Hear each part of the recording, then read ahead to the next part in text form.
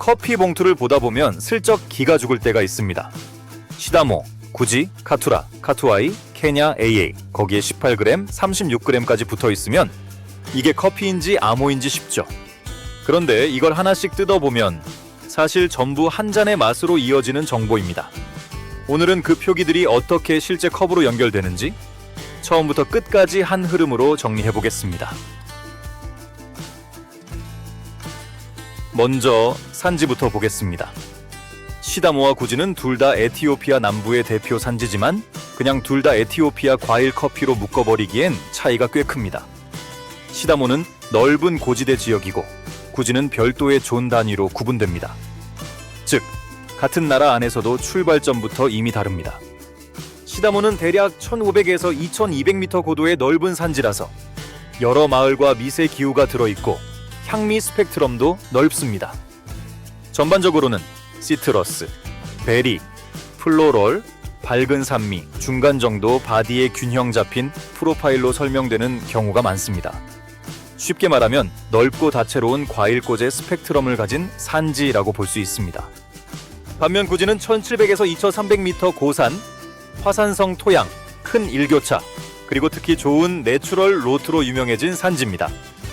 그래서 복숭아 살구 같은 스톤프루트, 딸기, 열대과일, 다크초콜릿, 시럽 같은 단맛과 묵직한 바디로 많이 설명됩니다.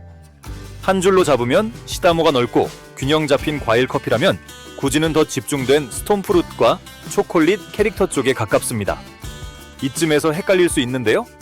시다모는 무조건 워시드, 구지는 무조건 내추럴이라고 외우면 조금 과합니다.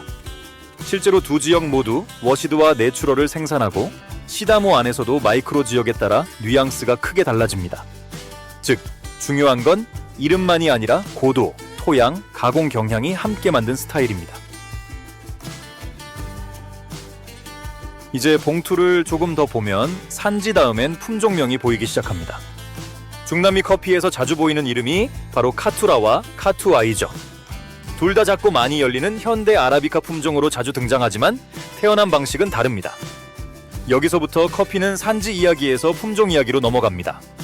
카투라는 버번에서 나온 외소형 돌연변이입니다. 브라질에서 발견됐고 키가 작고 콤팩트해서 같은 면적에 더 촘촘히 심을 수 있습니다. 그래서 생산성이 좋아졌고 컵에서는 비교적 밝은 산미와 깨끗한 단맛, 가벼운에서 미디엄 바디 쪽으로 설명되는 경우가 많습니다. 쉽게 말하면 버번의 작은 버전이라고 이해하면 됩니다. 카투아이는 카투라와 문도노보를 교배해서 만든 품종입니다. 그러니까 카투라의 작은 키에 문도노보의 수량과 힘을 더해 만든 브라질식 실용 하이브리드에 가깝습니다.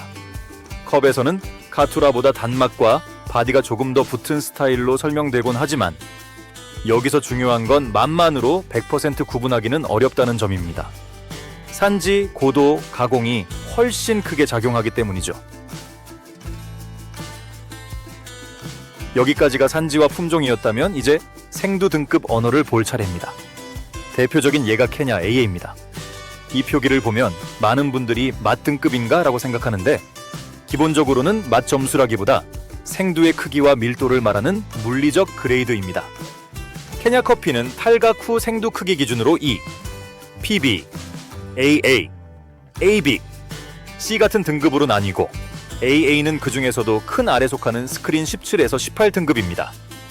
즉, 케냐 AA는 케냐산 생두 중 크고 밀도 높은 상급 크기 등급 정도로 이해해야 하면 가장 정확합니다. 다만 여기서 중요한 건 AA가 곧 자동으로 최고 맛을 보장하는 표시는 아니라는 점입니다. 실제 컵 품질은 농장, 품종, 가공, 로스팅, 추출까지 함께 봐야 합니다.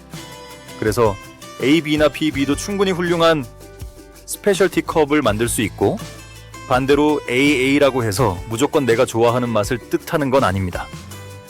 또 AA 같은 표기는 케냐 공식 등급이 아니라는 점도 자주 오해되는 부분입니다. 결국 산지와 품종 등급 표기는 맛을 예측하는 단서일 뿐이고 아직 그 자체가 완성된 컵은 아닙니다. 그 다음 단계에서 로스터가 이 생두를 어떻게 바꾸느냐가 중요해집니다. 이제 로스팅으로 넘어가 보겠습니다. 로스팅이 단맛을 만든다고 할 때 설탕을 넣는다는 뜻은 물론 아닙니다.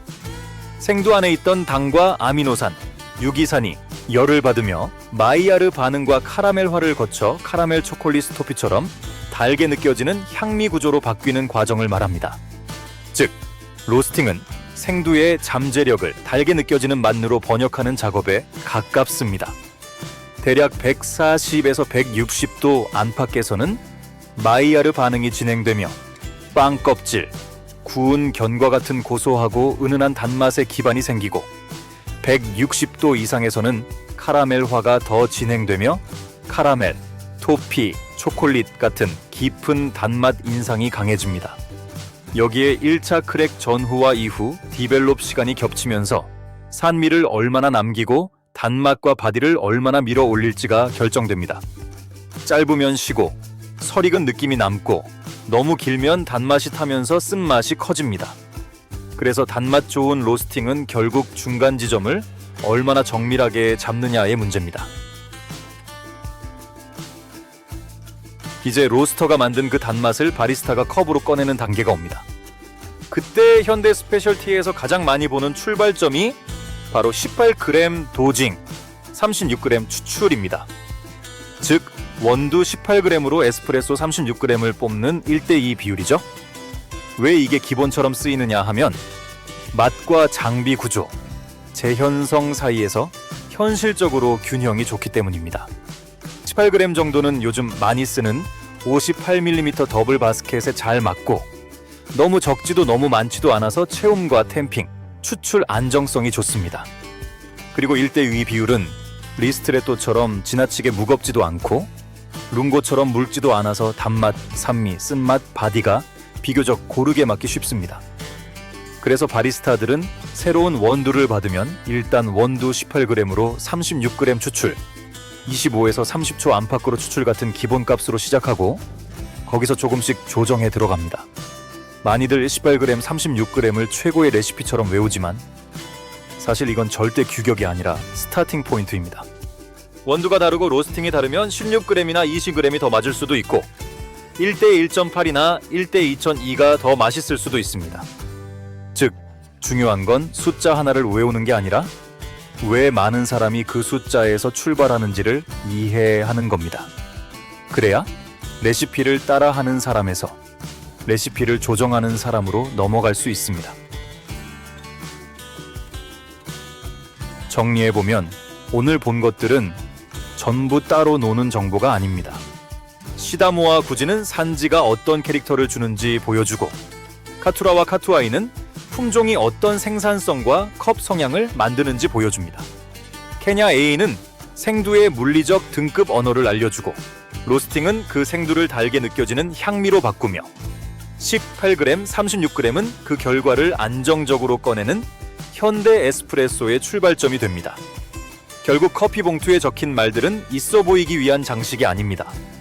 산지, 품종, 등급, 로스팅, 추출 레시피까지 전부 한 잔의 맛으로 연결되는 실전 정보입니다. 이걸 한 번에 읽기 시작하면 커피는 갑자기 어려워지는 대신 훨씬 재미있어집니다. 오늘 영상이 그 복잡한 언어를 조금 더 쉬운 언어로 번역해주는 한 편이었으면 좋겠습니다.